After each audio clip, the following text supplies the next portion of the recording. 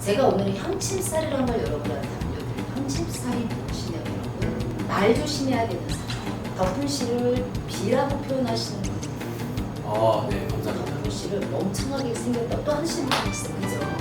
항상 생각이 있더라고요. 아름다우십니다.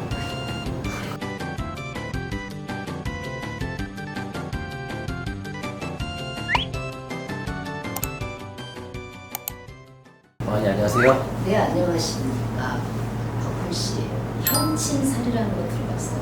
처음 듣습니다. 어렵죠 덕분 씨도 세상 살아가기 이 선생님한테 가서는 이 선생님이 무슨 용어를 들었을 때 전문 용어 후속 전문 용어를 들어보면 또 못 들어가기도 하고 살이라는 게 제일 쉬운 우리 뭐가 있을까요? 역마살 있습니다. 역마살 우리 덕분 씨가 잘 알고 있는 역마살 제가 오늘은 형침살이라는 걸 여러분한테 알려드릴 형침살이 무엇이냐면 여러분 말 조심해야 되는 사람 말에 독이 들어가고 왜 사람들 그런 사람들 같은 말인데 정말 이쁘게 얘기 안 하시는 분들이 있죠. 그거는 사주에 형침살이 있어요. 그래서 항상 그 사람은 무엇이 있냐 구설이 따라 항상 구설. 그래서 내가 말을 이렇게 하려고 한 게 아니었어 내 마음은 이게 아니었어요 라고 하는데 나도 모르게 그 말이 먼저 나와서 이 형침살이라는 거는 입 조심하는 살이죠 한마디로. 그럼 형침살은 누가 있을까요? 그때 제가 앞선 영상에 보여드렸죠. 무엇을 보여줬어? 만세력. 그렇죠. 거기에 형침살이라는 게 들어있어요 여러분. 그러면 다른 살은 여러분들이 다 이해하기 쉬운데 형침살은 이해해요. 그러신 분들이 있을 것 같아서 불러드렸어요. 그러면 형침살은 365일 매일 그럴까요? 그럼 몇 살이죠? 9수인데 삼재야.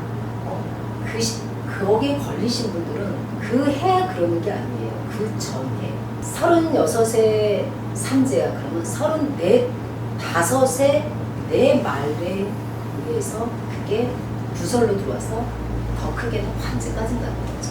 왜 사람들 그럴 때 있잖아요.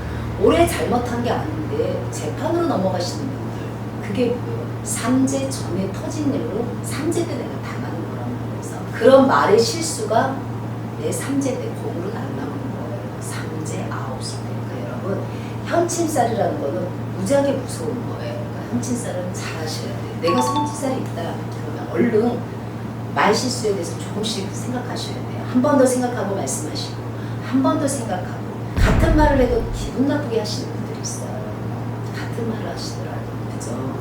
덕분 씨를 비라고 표현하시는 분들이 있거든요. 네, 감사합니다. 덕분 씨를 멍청하게 생겼다 또 하시는 분이 있어요. 그죠?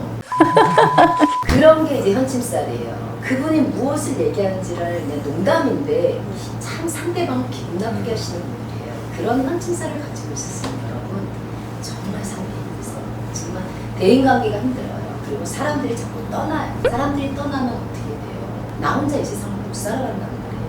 그러니까 여러분 나 혼자 살아갈 수는 없는데 내가 이런 살을 가지고 있어.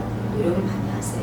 그리고 그 노력을 해도 안 될 때는 어디 와야 돼요? 마마궁으로 오셔야 돼요. 마마궁에 중전마마님을 상담을 하셔야겠죠. 그러면 형침살이라는 거를 제가 여러분들한테 알려드리고 피해가고 깰 수 있는 방법을 알려드리는 거죠.